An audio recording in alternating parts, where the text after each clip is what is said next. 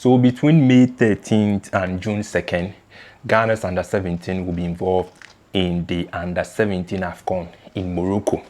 Now, what is the target for the team? And here, I was say the under-17 it drew in the competition. So it's all about the target for the under-17 at the 2026 Afcon in Morocco. Should we expect the trophy back home? I mean, we didn't work this much just to go and join the numbers and come back. We're going with the idea of 1, qualifying to the World Cup, and 2, winning the trophy. Start off without wasting time, and yeah, shots here every the Black Starlets preparation wise, and near my so over the Black Starlets camp, and target for the team. The target for the team. Now see, the competition will start on May 13th, straight to June 2nd. And Ghana is in Group D, the last group. Now Ghana, Group D no one. Ghana, any Algeria. Ghana, any South Africa. And Ghana, any Senegal. And a whole group. So we have Algeria, we have Senegal, we have South Africa, and we have Ghana in Group D. Now, Ghana's first game is against Algeria on May 14th. So May 14th, in Ghana, we bought the first game. Now, the other matches are twice. Now, the finish 9 years in Ghana ball under 17 Afcon Ibida. The last time was in 2017. So it's been a long time since the Black Starlets played at the under-17 Afcon. And we've been talking about the Black Starlets. We've been talking about how poor the Black Stars have also been. And we always use the Black Starlets as case studies. So because they are not performing well, because our juvenile teams are not performing well, that is why we are not getting players who have the cohesion, who have the talent, who have been developed very well at the grassroots level, who have the national integration already in place to have that transition and play at the Black Stars proper. Because anytime we have a successful under-17, under-20 team, we get that ripple effect at the Black Stars. And we can always go back and look at the examples. How tremendous the under-17 team of Ghana in 1999, how they made that transition, played at the under-20 World Cup, and how we were able to migrate the ACNs, the John Pencils, the John Mensah to the Black Stars for Ghana to qualify for the World Cup for the first time in 2006. So it is so crucial for this under-17 to progress and make it to the under-17 World Cup. Now, there will be a new format, and how the tournament is going to be played is also going to take a new leaf.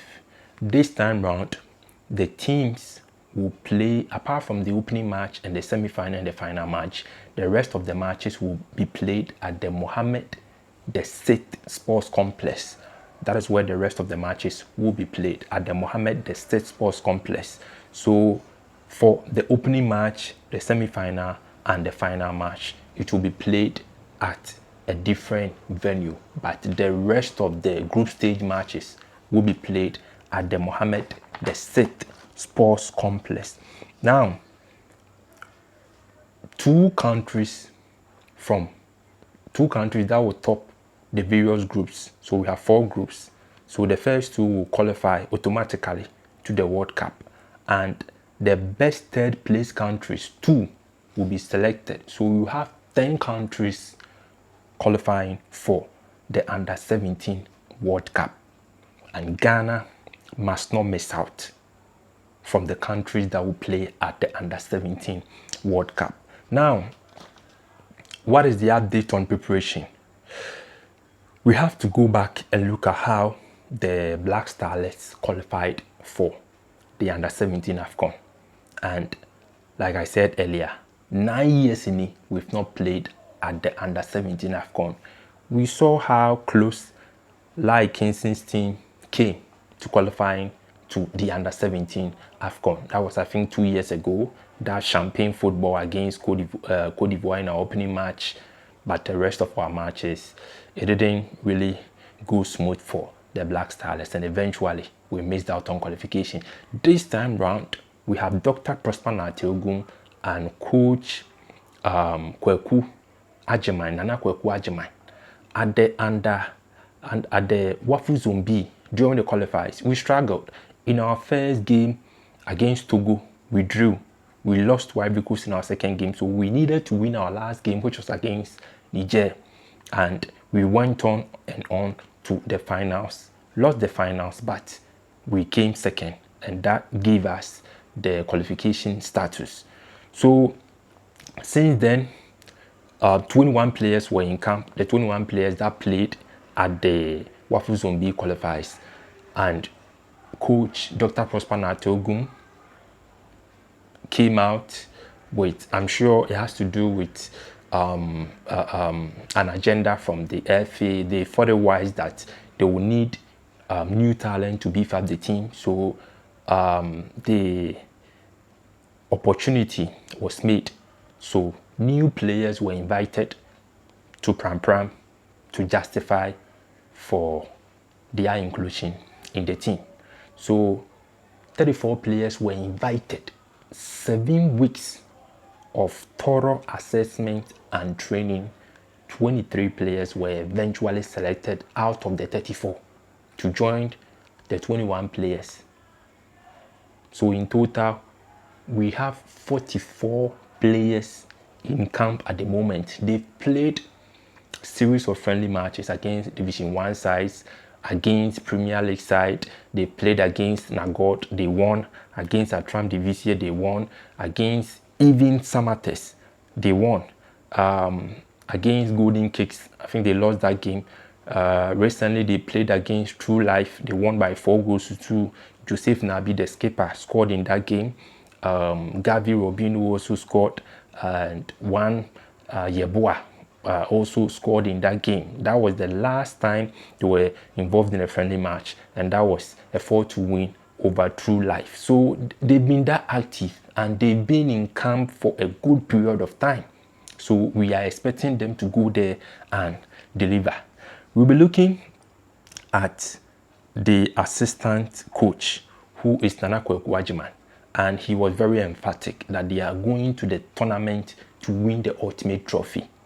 They are not going to settle for less. No, they are not only going to qualify for the World Cup. In fact, they are going for the trophy. The target from the technical team is in its rightful direction.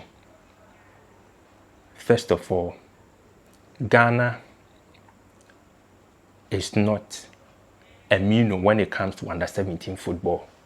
We are one of the powerhouses in world football when it comes to under-17.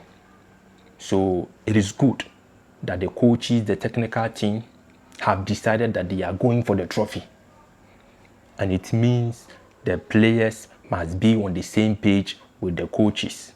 So we are going for the trophy. In 1991, we won our first under-17 World Cup. And fast forward, in 1995, we won our second under-17 World Cup trophy. Ecuador 95, Italy 1991. And in 1991, we had the likes of Odate Lamte, Yao Prekun, the Isaac Asaris and Co. In 1995, Audi Isaka, Christian Saba, Bensel, Stephen Appiah, Bashiru Gambo, you name them. So we have the track record, we have the profile, we have the history. Even when it comes to the under-17 Afcon, we've won it twice. In 1999, and also we've won the under-17 Afcon in 1995. We've won silver as first runner-up twice in 2005 and in 2017.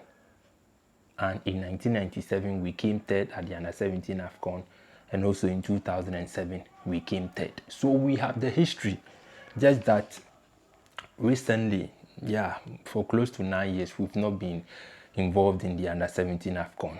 And it speaks volumes as to how weak we've been as a country when it comes to grassroots football. And no wonder the Black Stars, the talent was from the grassroots level. So it's good that we are making an appearance, and I was here now the ultimate, that is the trophy, and we have to qualify for the under-17 World Cup.